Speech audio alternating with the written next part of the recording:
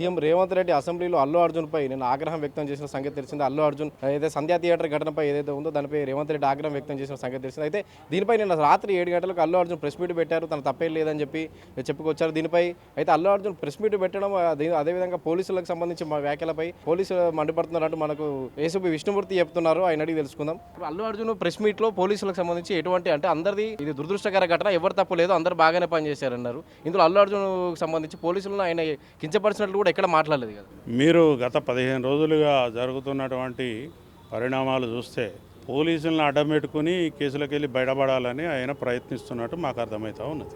మేము ఎటువంటి పని చేయలేదు, పోలీసులు థియేటర్ దగ్గర లేరు, ఒకవేళ వచ్చిన హీరో గారిని చూసుకుంటూ కూర్చున్నారు అనే అపవాదు కూడా పోలీసుల మీద పెట్టడానికి ప్రయత్నం చేస్తూ ఉన్నారు. నిన్న కూడా ఎవరి తప్పలేదు, యాక్సిడెంటల్గా జరిగిపోయింది అని అంటే యాక్సిడెంట్ ఎట్లా జరుగుతుందండి? What is the meaning of accident?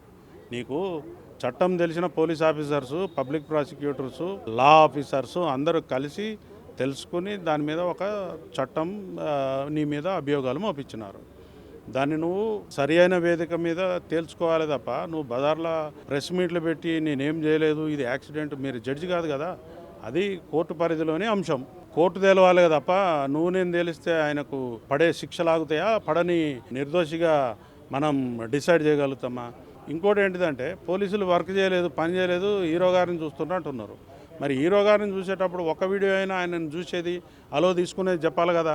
ఆయన అరెస్ట్ చేసినప్పుడు కూడా ఎవరు ఆయన దగ్గర పోయి చేతులు అదే షేక్ హ్యాండ్స్ తీసుకోలేదు. అట్లనే వారు పోలీసు ఇంటికి వచ్చినప్పుడు కూడా నా మీద అమర్యాదగా ప్రవర్తించారు, అసభ్యంగా ప్రవర్తించారు, బాత్రూంలోకి పోయి గుంజుకొని వచ్చారు, బెడ్రూమ్లోకి పోయి గుంజుకొని వచ్చారు అనే కొన్ని రకాలైనటువంటివి తెలుస్తున్నాయి. అది నేను చూడలేదు.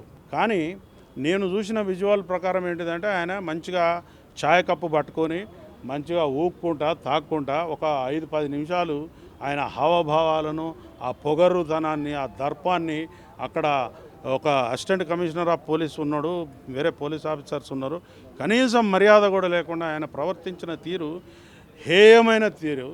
ఈ సభ్య సమాజం గర్హించాలా? ఎందుకంటే నీవు చదువుకో, చట్టం తెలుసుకో, నీకు ఏదైతే చట్టం తెలుసుకో ఆ చట్ట ప్రకారం ప్రవర్తించు, అంతే తప్ప లేనిపోని విషయాలన్నింటినీ నెత్తికి రుద్దుకొని నీకు నువ్వే గొప్పవాడివి కావు, నువ్వు ప్రజల దృష్టిలో ఇంకా అసహించుకోబడుతున్నావు. కాబట్టి ఆ విషయాలను తెలుసుకొని నువ్వు మర్యాదగా ప్రవర్తిస్తే నీకు మంచిది. అల్లు అర్జున్ ఎక్కడ కూడా ఏమనట్లేదు అంటే పోలీసులు తప్పు జరిగింది అనట్లేదు, ఎవరి వల్ల తప్పు జరిగింది అనట్లేదు, దురదృష్టకరణ ఘటన అని మాత్రమే చెప్పుకొచ్చారు. ఇంకొకటి ఏంటంటే ఇప్పుడు లాయర్ నిరంజన్ రెడ్డి కూడా పక్కనే ఉన్నారు కదా, ఇప్పుడు లీగల్ టీం ఒపీనియన్ లేకుండా ఆయన ప్రెస్ మీట్ పెట్టే అవకాశం ఉందంటారు. అట్లా నేను వారి ప్రెస్ మీట్ గురించి కానీ లేకపోతే ఆయన చెప్పిన సమాచారం గురించి కానీ నాకు అవసరం లేదు. వారు పోలీసులు ఇన్ఎఫిషియంట్ అనే విషయము చెప్తున్నారు. మా కుటుంబాలు మనస్తాపానికి గురవుతున్నాయి. 1,30,000 పోలీసు కుటుంబాలు ఉన్నాయి. ఏ పరిధిలో జరిగినా మేము తప్పు చేస్తే తప్పు చేసినామంటాం. మాకేం అవసరం ఉంటుందండి ఆయన మీద పగబట్టి కేసులు పెట్టడానికి? చాలా సంఘటనలు జరిగినాయి, చాలా వ్యవస్థలు జరిగినాయి, చాలా వ్యవహారాలు జరిగినాయి. చట్ట ప్రకారం ఆయన మీద ఎటువంటి చర్యలు తీసుకోవాలనో చర్యలు తీసుకున్నారు. నువ్వు పోయి కోర్టుని అప్రోచ్ అయినావు, బెయిల్ తీసుకున్నావు, నిన్ను మళ్ళీ తీసుకుని వచ్చి పోలీస్ స్టేషన్లో పెట్టలేదు కదా. మళ్ళీ కోర్టు వద్దంటే తెచ్చి పెడతారు, లేదు వదిలేయండి అంటే వదిలేస్తారు.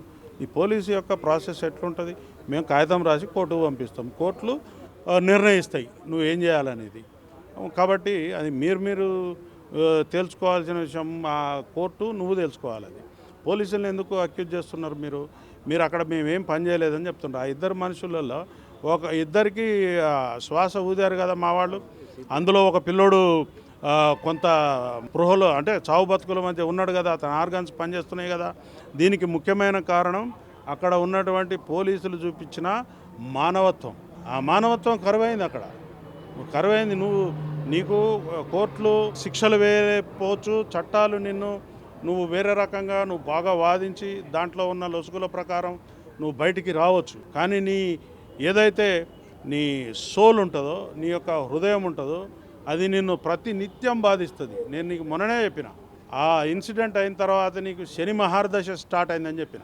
నువ్వు ఆ శని గ్రహంతో కొట్లాడుతూనే ఉంటావు. ఎందుకంటే నువ్వు నిజాయితీగా ఒప్పుకోనంత కాలం, నీ నిజాయితీ నువ్వు బహిర్గతపరచనంత కాలం, పశ్చాత్తాపాన్ని వ్యక్తపరచనంత కాలం నీ యొక్క మనసు నిన్ను పరిపరి విధాల వేధిస్తుంది. నువ్వు ఆల్రెడీ డిప్రెషన్లో ఉండు. నువ్వు ఏం మాట్లాడుతానో నీకు అర్థమవుతలేదు. నువ్వు ఏమి సమాజానికి, ఈ సభ్య సమాజానికి ఏం మెసేజ్ ఇవ్వాలనుకున్నావు బాబు నువ్వు? నిన్న వారు పత్రికా వాళ్ళు ప్రశ్నలు అడుగుతున్నారు, ఒక ప్రశ్నకు సమాధానం చెప్పలేదు. ఎందుకు పెట్టినట్టు నువ్వు ప్రెస్ మీట్? లీగల్గా అభ్యంతరాలు వచ్చినప్పుడు ప్రెస్ మీట్ అవసరం ఏముందండి? లీగల్గా అభ్యంతరం నాది, నేను చెప్పిన నా బాధ చెప్పిన. బాబు ప్రతి ఒక్కడు, ఈయన ఒక్కడు కాదు, గత 15 సంవత్సరాల నుంచి పోలీస్ అధికారుల మీద ప్రతి ఒక్కడు ఎవడు పడితే వాడు విమర్శలు చేస్తూ ఉన్నాడు. అరే అంటుండు, తురే అంటుండు, కొడుతున్నారు. అయినా కూడా మేము అన్నీ భరించి మీకోసం, ప్రజల యొక్క రక్షణ కోసం నిలబడి ఉన్నాం. ప్రజల యొక్క రక్షణ కోసం మేము నిలబడి ఉన్నాం. ఒకసారి మా మనసులో కూడా గాయపడి మీ లెక్క ప్రవర్తిస్తే మీరు ఉంటారా ఇక్కడ? నిన్న ప్రెస్ మీట్లో కూడా ఏంటంటే పోలీసులు వచ్చి మీరు ఒకసారి షేక్ హ్యాండ్ ఇస్తే వాళ్ళు వెళ్ళిపోతారు అని పోలీసులే చెప్పారని అల్లు అర్జున్ చెప్తున్నారు. అంటే ఎక్కడైనా కానీ ఇట్లా సెలబ్రిటీలు వచ్చినప్పుడు ఇట్లా ఒక ర్యాలీ లాంటి జరిగినప్పుడు ఇట్లాంటివి చెప్తుంటారా పోలీసులు? ఒక వీడియో క్లిప్ చూపిమనండి, ఆయన దగ్గర ఉన్నాయి కదా, ఒక వీడియో క్లిప్ చూపిమనండి. నేను పోలీసులు వచ్చి నువ్వు తలుపు తీసి తీసుకుపో అనే అంత సినిమా ఉందా ఆడ పోలీస్కి? ఉన్నదా?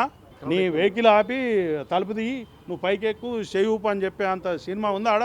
ఉందా? లేదు.